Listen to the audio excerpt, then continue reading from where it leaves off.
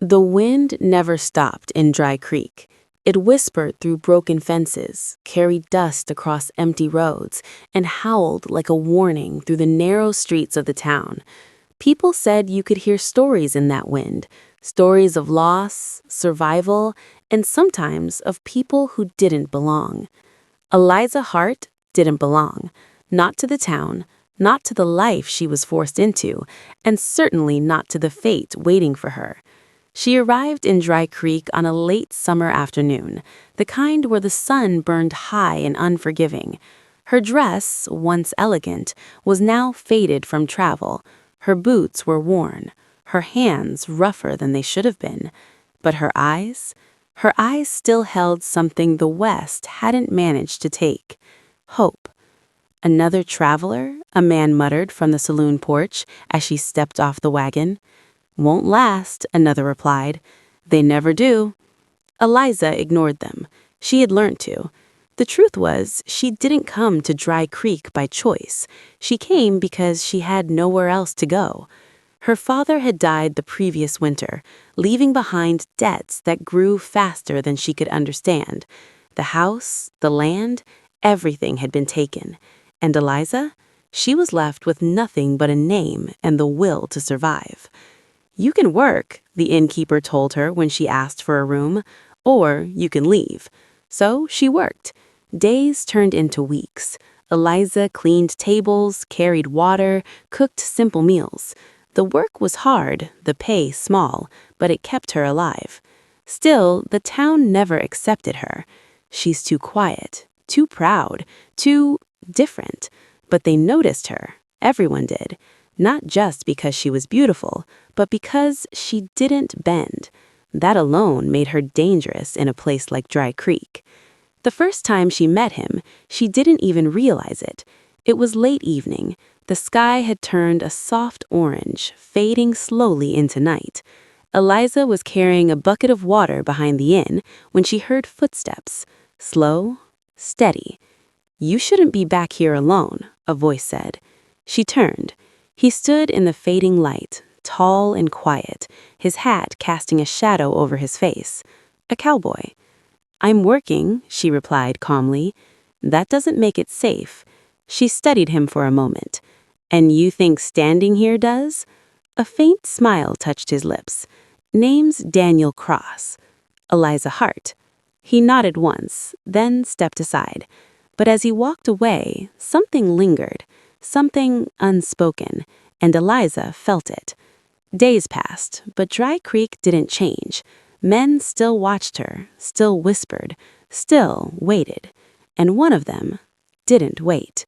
His name was Carter Vane, a man who believed everything had a price, and that everyone could be bought. "You don't belong working here," he told Eliza one evening, leaning too close. She stepped back. "I belong wherever I choose to stand." He smiled, not kindly. "We'll see about that." And that was when the trouble began. The next morning, Eliza found her small room ransacked, her belongings thrown, her savings gone. A message, clear, cruel. She stood there, fists clenched, her chest rising and falling with quiet anger. "They're trying to break you," Daniel's voice came from the doorway. She didn't turn. "They'll have to try harder." He stepped inside slowly. "They will." That was the first time he didn't leave. From that day on, Daniel stayed close, not obvious, not controlling, but present. "Why are you helping me?" she asked one night. He leaned against the wall, arms crossed. "Because I've seen what men like him do. And I don't like it." She studied him carefully. "You're not from here," she said. "No." "Then why stay?" He looked at her. "Maybe I found a reason." Her heart skipped, just once. But in the West, feelings were dangerous. So she ignored it, until she couldn't. The attack came at night. 3 men, drunk, angry. Eliza barely had time to react before the door burst open. And then, gunfire. Daniel. He moved fast, precise. By the time it was over, the silence felt louder than the chaos. "Are you all right?" he asked. She nodded, but her voice trembled. "They'll never stop."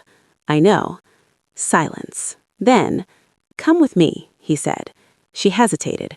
Everything in her life had taught her not to trust, not to rely, but something in him felt different.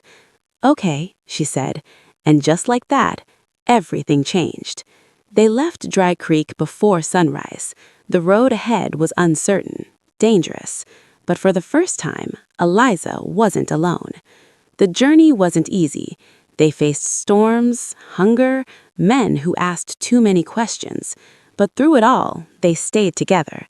And somewhere along the way, survival turned into something more.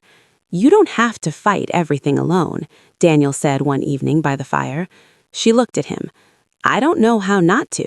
He smiled softly. "I can teach you." And slowly, he did. Not just how to fight, but how to trust, how to rest, how to live again. But the past doesn't disappear. It waits, and eventually it finds you. Carter Vane wasn't finished. He tracked them, waited, planned, and when he struck hard. The final confrontation came at dusk. Dust rose in the air, tension thick. "Carter," called out Eliza, "you can't run forever." She stepped forward. "I'm not running anymore."